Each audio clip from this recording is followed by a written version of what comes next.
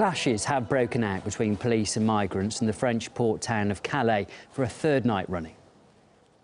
OK, go back to the jungle. Go back to the jungle.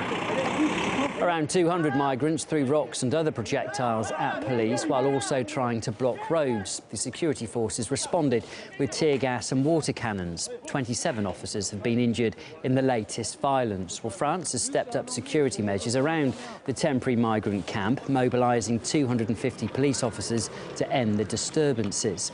And we can show you a video here recorded on a mobile phone during the first night of the unrest. Fires can be seen burning in the distance there, and locals said the protesting refugees set fire to tents as well as clothes. It came after police tear gas crowds trying to reach a road leading to the Channel Tunnel. We heard from one local who witnessed the clashes. We woke up because our children cried. We heard loud noises that shook the windows and walls. We couldn't go out. When we tried to do something, they threatened us. We had to stay quiet and barricaded ourselves in the house, close the shutters, windows, everything. But I can't live with my children in such circumstances anymore. I'm so afraid. I can't stand it anymore. The real war has already started for me. It's time for the army to intervene, or whoever else. We need help. Well, for more now on the situation in Calais, here's RT's Polly Boyko.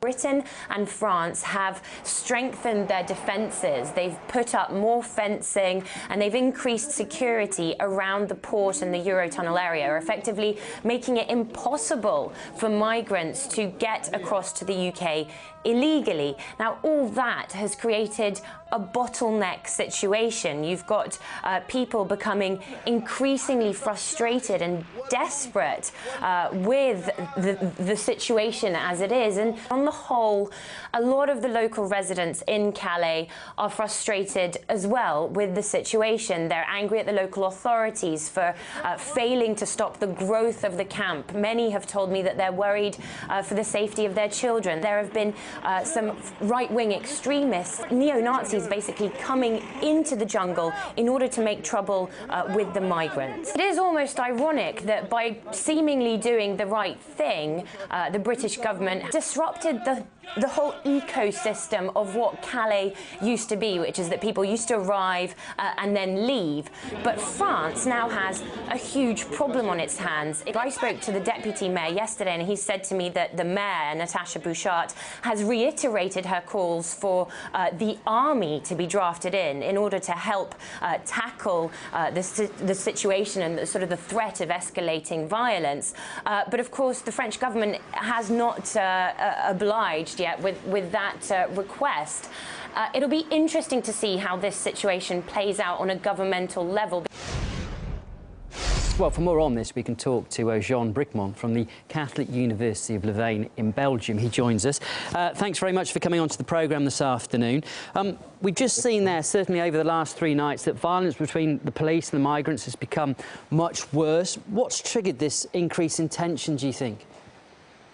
Well, it seems to me that you are in an impossible situation because the migrants want to go to Britain, the British don't want them, the French don't want to send them back to where they come from because it's difficult from a humanitarian point of view, let's say, and they don't know how to settle them in France, partly because they don't want to settle in France, and where would they settle in France? I mean, there is an enormous pressure now, an enormous backlash against migrants coming from the Middle East, wherever, I mean, those people may come up from Africa, but wherever they come from, there is a huge backlash. There is election soon. The National Front is expected to make gains. So in fact, all the European governments are facing a reaction towards the migrant crisis from their own population.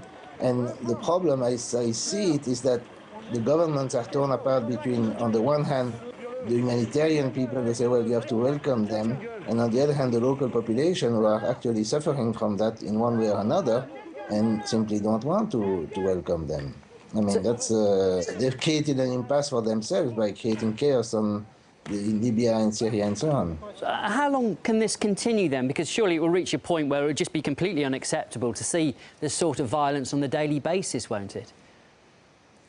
Yeah, I think the government's trying to buy time. You see, when the government doesn't have a solution to a problem, it's out of hope that the problem will disappear by itself. by just waiting, but I don't see how it's going to disappear. So I think someday they will have to take a measure, but what measure will they take? I don't know. Maybe they will take some of them and resettle them somewhere. Maybe they expel some of them. I don't know. Maybe they try to. I don't know. There are these three. As I told you, there are these three possibilities. These are the logical possibilities. Either go to Britain, either expel them, or settle them in France. There is no. I don't see what else can there be. But the problem is that none of these possibilities is politically possible. So the government will have to fiddle something or other, and I don't know what they will do. Are you surprised that the events over the last 3 days hasn't received more attention from media from outside of France? Well, I don't know. You are a media from outside of France. I guess you give some attention to it. I don't know how much attention has been given by the media. I think the media in general doesn't like to talk about these things because they are usually on the side of the humanitarians, and this is a situation which they don't like because obviously there is no humanitarian solution to that problem.